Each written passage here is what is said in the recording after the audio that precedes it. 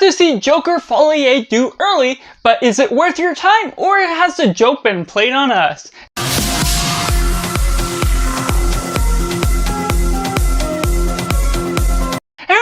Welcome Cinema, where we focus on a film. I'm Josh, this is Simply Cinema. Let me know down in the comments below if you've seen Joker Folié A Deux. Is it good, is it bad, or somewhere right in the middle? Or if you're waiting for this review to help you decide if you're going to see it or not. Make sure to like this video if you enjoyed, subscribe if you haven't already to join in the film culture community where we talk about the love of cinema as a whole.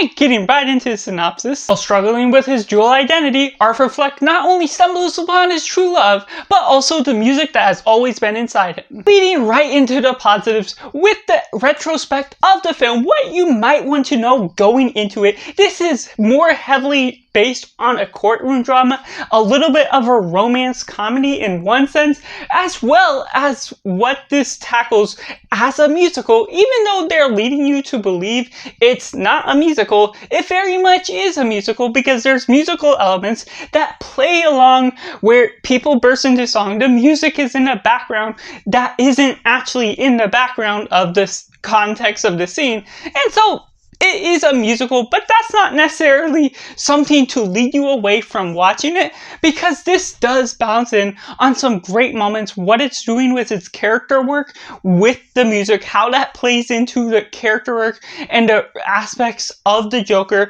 how they're playing that in with his character, while a dissection of who Joker is, who he is, and the dual identity of Arthur Fleck and the Joker. So how that plays into the story, it has some creative choices, what it wants to do with the visuals, a visual look at the fantasies that the Joker has, and how that plays in also with Harley Quinn, played by Lady Gaga. She's not her crazy psychotic self in the sense that you might want to get out of something that goes extra crazy out of the world, because it still is limited in this courtroom drama that almost works as an epilogue more than a sequel to Joker, the original. And so what you get out of that, it doesn't necessarily feel like a film that was planned out, but it still has its balances, something that drives the force of me that wants to get creative cinematography, creative work that feels different, has a lighter tone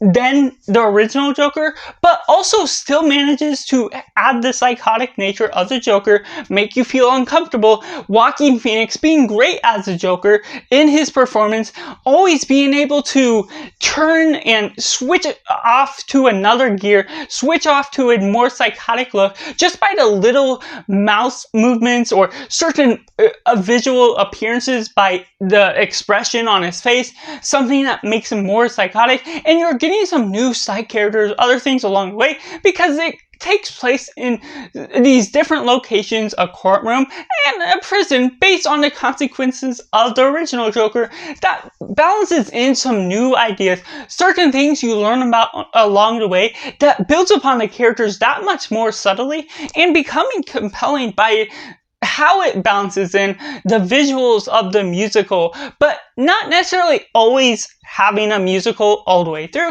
So it manages to build up everything by its story, its own crutches, and doesn't be afraid to step on any toes or change the story in a subtle way along the way that doesn't feel too drastic, that doesn't feel like it's gonna throw you off the scent of where it's ultimately going in the end. But there is some surprises, especially with that ending, that could be very divisive and will lead people in different directions. But that's also depending with how you're getting to the end, whether you're gonna really manage to love everything that's following up. It managed to capture your attention in different things throughout that creates some great cinematography, great work. Todd Phillips is still a great director pick for this. What he manages to pull out of this story that feels really good for the nature of what you're expecting out of what you may not be expecting for this story. So it still manages to pull me in because of all the performances, the musical numbers, and what makes this a good work of a film by the cinematography and all of the technical elements of a film and a musical by that standard. blows me into the fullest extent. Which leads me into the mixed elements, to which I have to say, like I said, this isn't necessarily a film that feels like it was planned from the get-go. Well, like, it was written, obviously, but when they were creating Joker 1, until it made $1 billion, obviously, that led them to want another one, want another moneymaker for this film. So it depends on what you're wanting. That isn't necessarily the reason. People that are fans of the first movie may not necessarily love this one. Fans that aren't a fan of that one may like this one more because it takes on a new approach, a lighter thing, but it doesn't necessarily have anything specific to say with its message. That doesn't necessarily make the story bad by any means. But it can take people out because it doesn't have a full-on dark effect of what the Joker is, who they're doing, and what they're taking in with the characters. And there's also a Harvey Dent, who is the persona of Two-Face. He doesn't necessarily be Two-Face within this film.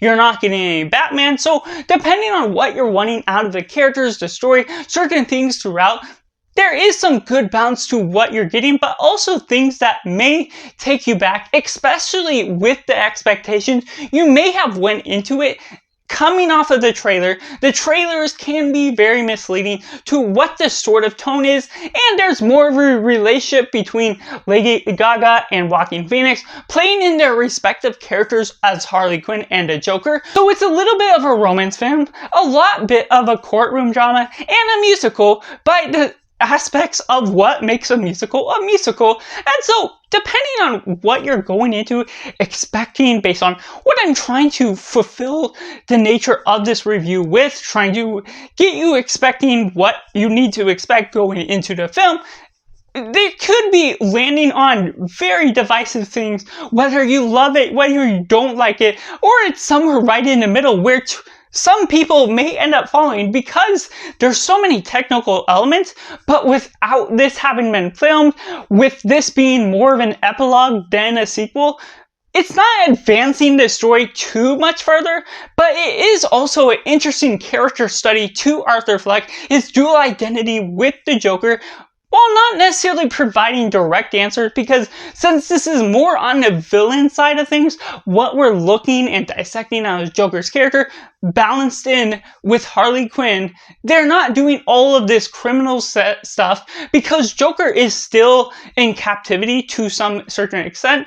It manages to take you into different things about the way that can throw you off certain ideas, not advancing the story, but also still managing to tell something that doesn't necessarily have a deep methodical method like the first one does. It doesn't have any political agenda to inform you and make you scared of the society, but it still manages to have certain things that can captivate you along the way, that could make you land on one end of the spectrum or the other, or right in the middle.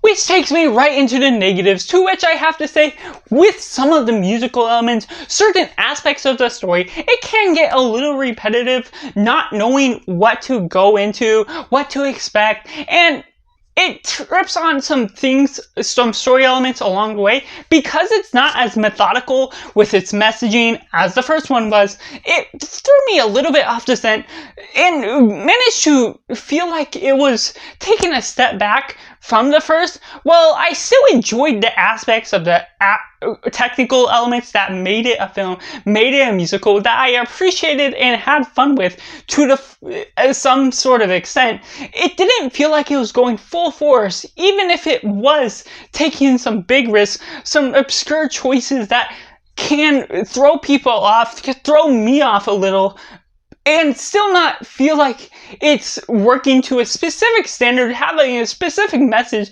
outside of a character study that sort of throws me both ways. It goes me a little bit more on the positive side, but those little sidesteps along the way, certain repetitive movements with the story, the narrative beats, certain ideas that can take a step back from what the film is focusing on as a whole, there's certain things where I maybe wanted a little bit more out of Harley Quinn, out of her psychotic nature, something that we get a little bit more truth to what you're getting out of that. I won't spoil what I mean with that general aspect, but also getting more out of Harvey Dent could have been a little bit cooler outside of what position he plays in the story, and also getting maybe more out of advancing the story a little bit more out of an epilogue, because I knew it was working as an epilogue, but it didn't take me that much further.